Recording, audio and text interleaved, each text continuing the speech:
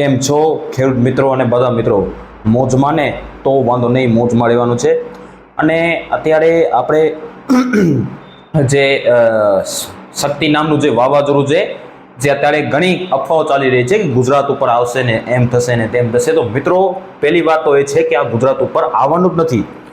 તો એ વાતનો ખાસ ખ્યાલ રાખવો કે આ ગુજરાત ઉપર સિસ્ટમ આવવાની નથી. એટલા માટે ખાસ પહેલી વાત છે કે ગુજરાત ઉપર ન આવશે સિસ્ટમ.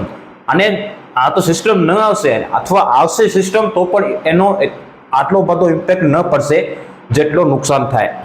પહેલી વાત તો આવશે નહીં. બીજી વાત કે આવશે તો એટલો બધો નુકસાન નહીં થાય. એનું કારણ છે કે આ સિસ્ટમ એટલી બધી મજબૂત નથી. વાવાઝોડાની કેટેગરીમાં માંડ પહોંચી જાય સિસ્ટમ. અને અત્યારે આ ઓમાનની બાજુમાં ઓમાનની બહાર આ સિસ્ટમ જોવા મળી રહી છે.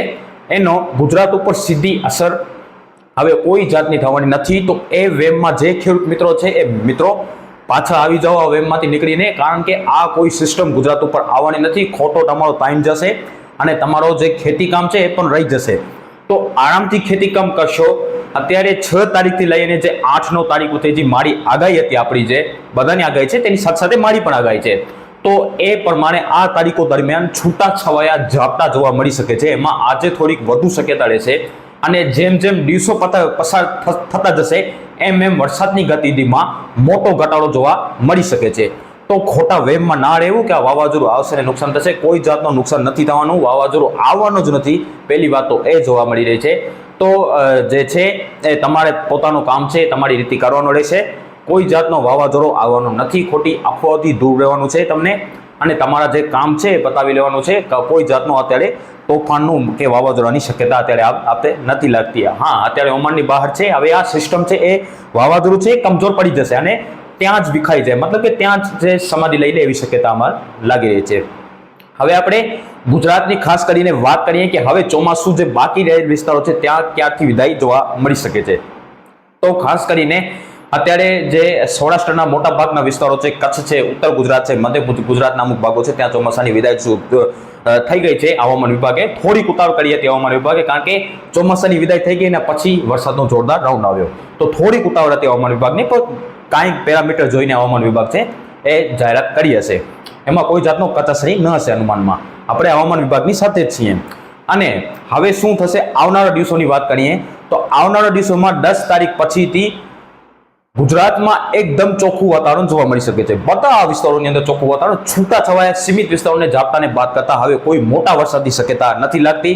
હવે 2025ના ચોમાસાનો જે છેલ્લો વરસાદ જોરદાર હતો એ થઈ ગયો. હવે કોઈ મોટા વરસાદની શક્યતા નથી લાગતી. છતાં 19-20 તારીખ આસપાસ જો વરસાદની ગતિથી જે જોવા મળી શક્યતા હાલ આપણે શક્યતા માત્ર ગણવામાં આવે છે. એમાં ફેરફાર થવાની શક્યતા પણ રહેશે, પણ એ થોડુંક આગળનું છે.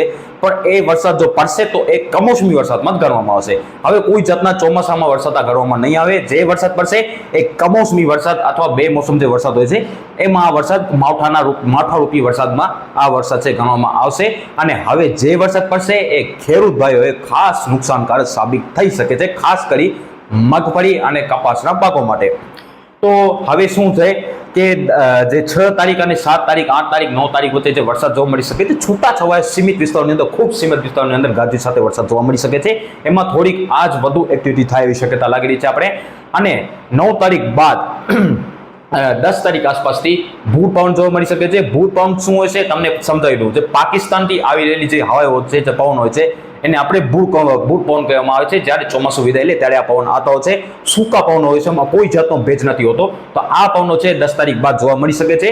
આ પાકિસ્તાનથી જે પવનો આવશે એના બાદ જે ગુજરાતના બાકી રહેલ વિસ્તારો છે, દક્ષિણ સૌરાષ્ટ્ર છે અને દક્ષિણ ગુજરાતના તમામ જિલ્લાઓની અંદર હજી ચોમાસા વિદાય નથી લીધી. બાકી રહેલ દક્ષિણ ગુજરાતના વિસ્તારો છે, સૌરાષ્ટ્રના બાકી વિસ્તારો છે, એમાં 15 તારીખ સુધીમાં ચોમાસું વિદાય લઈ લેશે. જી મિત્રો, 15 તારીખ સુધી આ બધા વિસ્તારોની અંદરથી ચોમાસું વિદાય લઈ લે, હવામાન વિભાગ જાહેરાત કરી દે એવી શક્યતા લાગી રહી છે. દક્ષિણ ગુજરાતના તમામ જિલ્લાઓથી ચોમાસાની વિદાય થઈ જશે 15 તારીખ સુધીમાં. અને જે સૌરાષ્ટ્રના જે બાકી વિસ્તારો છે, મહુવા, ભાવનગર આસપાસના વિસ્તારો જ્યાં ચોમાસા હજુ વિદાય નથી લેતી, તો આ બધા વિસ્તારોની અંદરથી પણ ચોમાસાની વિદાય થાય એવી શક્યતા આપણે હાલ લાગી રહી છે. 15 તારીખ સુધીમાં બધા વિસ્તારોની અંદર ચોમાસાની વિદાય લઈ દેશે. અને ત્યારબાદ જે કાંઈ વરસાદ પડશે એ માવઠારૂપી અને કમોસમી વરસાદમાં ગણવામાં આવશે. કોઈ જાતનો પછી ચોમાસામાં વરસાદ ગણવામાં ન આવશે. તો આ પ્રમાણે અપડેટ છે 6, 7, 8 તારીખમાં છૂટાછવાયા ખૂબ સીમિત વિસ્તારોની અંદર ગાજવીજ સાથે છૂટાછવાયા ઝાપટા જોવા મળી શકે છે. એમાં પણ પશ્ચિમ સૌરાષ્ટ્રની સાથે સાથે કચ્છના જે દરિયાકાંઠાના ભાગો છે એમાં વધુ શક્યતા રહેશે.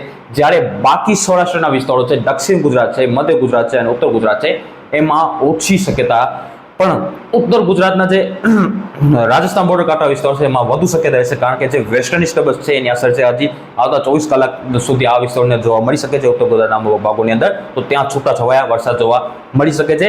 સૌરાષ્ટ્ર અને પશ્ચિમ સૌરાષ્ટ્ર અને કચ્છના ભાગોમાં જે વાવાઝોડું વિખાઈ રહ્યું છે એના જે પૂછડીયા વાદળો આવશે અને જે વેસ્ટર્ન ડિસ્ટર્બન્સના ટ્રફ લાંબા છે એના કારણે પણ વરસાદ જોવા મળી શકે છે. વેસ્ટર્ન ડિસ્ટર્બન્સ હજી આવતા 24 કલાક સુધી ઉત્તર ભારતના તમામ વિસ્તારોની અંદર ભારેથી અમુક વિસ્તારોની અંદર સારો વરસાદ, ભારેથી અતિ ભારે વરસાદ અમુક વિસ્તારોની અંદર જોવા મળી શકે છે અને અમુક વિસ્તારોની અંદર કરા સાથે પણ ગાજવીજ સાથે વરસાદ ઉત્તર ભારતના તમામ વિસ્તારોની અંદર જોવા મળી શકે છે, જેમાં પંજાબ, હરિયાણા, દિલ્હી, રાજસ્થાન જેવા વિસ્તારોની અંદર વધુ વરસાદ જોવા મળી શકે છે. ત્યારબાદ આ વેસ્ટર્ન ડિસ્ટર્બન્સ આગળ નીકળશે અને પછી જે થોડીક જે ઠંડા પવન આવશે તો એના કારણે ઉત્તર ભારતના અમુક વિસ્તારોની અંદર તાપમાન પહેલી વખત આ સિઝનના પહેલી વાર તાપમાન નીચે આવી શકે છે.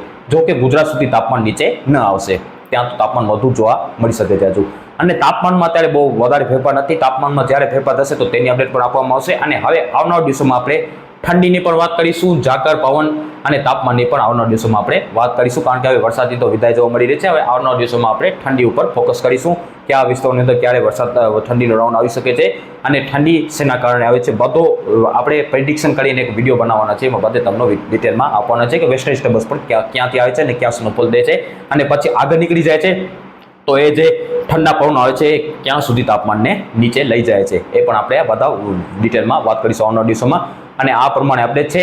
10 તારીખ પછી ભૂપવન ચાલશે, વરાપ નીકળી જશે, આસમાન છે હવામાન ચોખ્ખું થઈ જશે, આકાશ ખુલ્લું થઈ જશે અને ગરમી છે ભૂકા બોલાવી દેશે. એવી ગરમી હજી પડવાની શક્યતા લાગી રહી છે. અને તાપમાન ક્યારથી નીચે આવશે બધી એની માહિતી છે એ આપણે જ્યારે તાપમાન નીચે આવશે તેની માહિતી ત્યારે આપણે આપવામાં આવશે. અત્યારે આ વિડીયોની અંદર એટલું જ. આજે સુધી આ ચેનલને સબસ્ક્રાઇબ ન કર્યું તો ટોપ ગુજરાતને હવામાનની રેગ્યુલર અને સચોટ અપડેટ મેળવવા માટે આપણી યુટ્યુબ ચેનલને સબસ્ક્રાઇબ કરી દેજો. સાથે સાથે વિડીયોને લાઇક આપી અને દરેક ગ્રુપમાં શેર કરી દેજો, જેથી અન્ય મિત્રોને પણ આ માહિતી પહોંચી શકે. મળીશું નેક્સ્ટ વિડીયોમાં. ત્યાં સુધી બધાને ખૂબ ખૂબ આભાર.